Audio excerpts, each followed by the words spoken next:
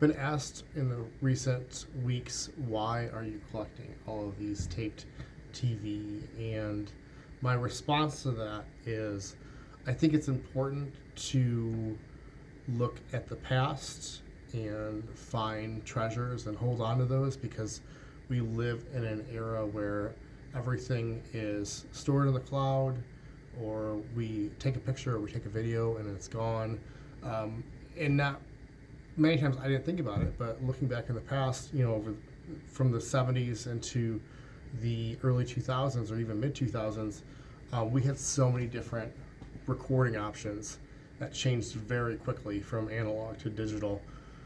And there's just so many things that are on TV or movies that we might not have access to digitally now, or even know to look for. And many of these taped copies are hidden treasures that hold people's whims and wishes on them.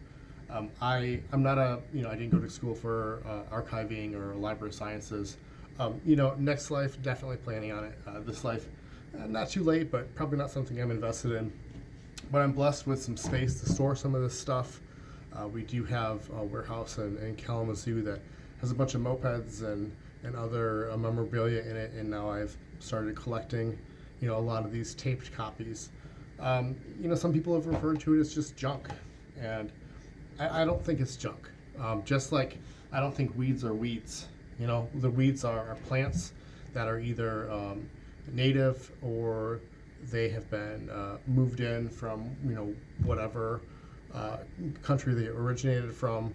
I think that media like this, just because it's a bunch of plastic that's old, shows a lot of humanity that's been a part of it, from making the VHS tape to the person that popped it into their VCR and started taping, to all of the people that put time and effort into the shows and the news and movies and whatever else is on there, all the commercials. So I think preserving some of this stuff and holding on to it, digitizing it, getting it out to people that may have never seen it before because they didn't exist in the 80s or the 70s, or even the zeros. There's many things that I'm not aware of from the 70s or the 60s because I wasn't alive. I have a friend that's about 20 years older than I am, and when we talk about some TV, he has some fond memories of that because it was a lived experience. But I think by discovering some of this stuff that's on tapes, it's becoming a lived experience, I guess, on my end, and I feel very fortunate in that, in discovery. History is a fickle thing, right? Like, history is made by the winners. It's who actually remembers what, who's able to share what.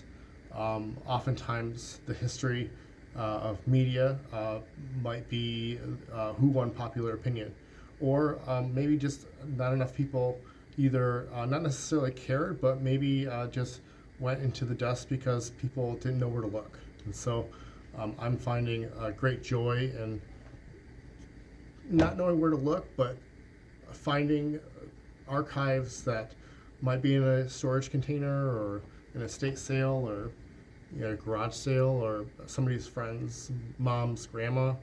And much of that's local. I try to stay within an hour and a half or so of where I live in Southwest Michigan, and I feel like that's dedicating some time and space to helping archive unknown treasures from an era that's kind of bygone and I think needs preserving.